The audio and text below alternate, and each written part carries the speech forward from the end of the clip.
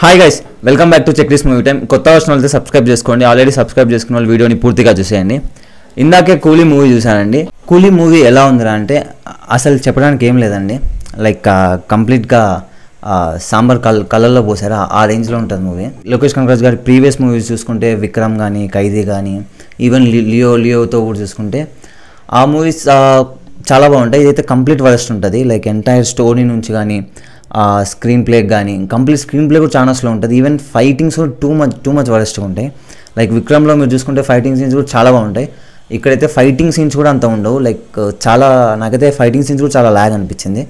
మూవీలో మెయిన్గా first time నాకు ఒక మూవీలో ఆ క్యామియోస్ని చూస్తుంటే చాలా చిరాకు వేసింది. అసలు ఆ క్యామియోస్కి అసలు వాల్యూవే ఉండదు మూవీలో. లైక్ జస్ట్ ఊకే ఫర్ ద సేక్ పెట్టారంటే అలా పెట్టింటారు ఆ క్యామియోస్ని. ఆ క్యామియోస్ వల్ల ఎక్కడ సీన్స్ హై కావు, ఆ స్టోరీకి కూడా ఏవి యాడ్ అని కావు. జస్ట్ ఏదో పెట్టారంటే పెట్టినట్టు ఉంటుంది ఎంటైర్ మూవీలో. అండ్ మెయిన్గా లోకేష్ కనకరాజ్ గారి మూవీస్లో సీన్ టు సీన్ జస్టిఫికేషన్స్ చాలా బాగుంటాయి. లైక్ విక్రమ్లో కానీ, ఖైదీ 2లో కానీ నాకు చాలా బాగా నచ్చినాయి. ఈవెన్ లియోలో కూడా కొన్ని బాగుంటాయి. బట్ కూలీలో కంప్లీట్గా అది మిస్ అయిపోయిందని నా ఫీలింగ్.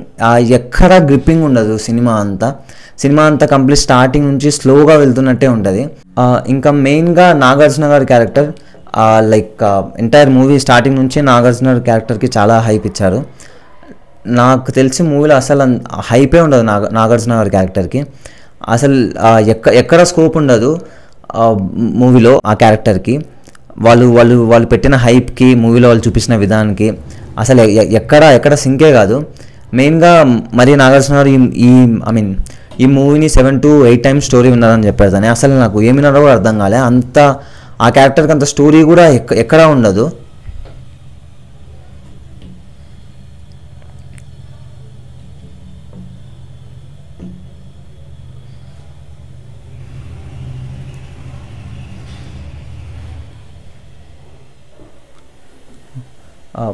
ఇంకా ఉపేంద్ర గారి క్యారెక్టర్ కూడా అసలు ఏమి ఉండదండి. స్టార్టింగ్లో జస్ట్ అలా చూపిస్తారు, ఒక ఫ్రేమ్లో చూపిస్తారు. ఇంకా లాస్ట్లో లైక్ క్లైమాక్స్లో తీసుకొస్తారు ఆ క్యారెక్టర్ని మళ్ళీ బయటికి.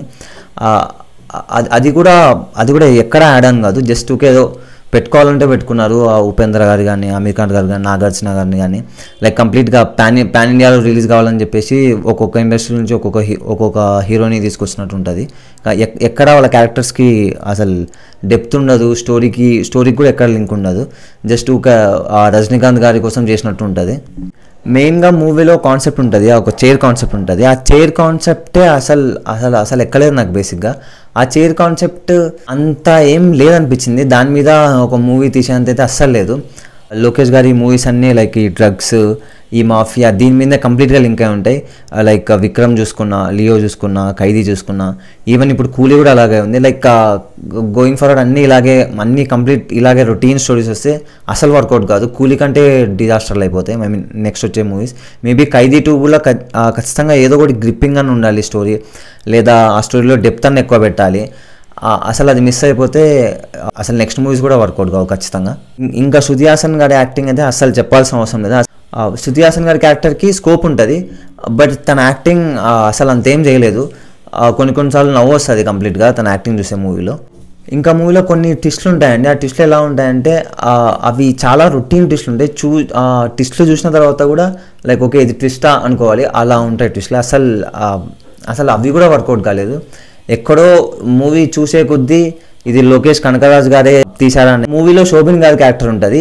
కంప్లీట్గా అతని క్యారెక్టరే చాలా ఎక్కువ ఉంటుంది ఎంటైర్ మూవీలో. ఈవెన్ ఒక్కోసారి రజనీకాంత్ గారి క్యారెక్టర్ కంటే శోభిన్ క్యారెక్టర్ ఎక్కువ ఉంటుంది. నాగార్జున క్యారెక్టర్ అయితే అస్సలు ఉండదు కంపేర్ టు శోభిన్ క్యారెక్టర్.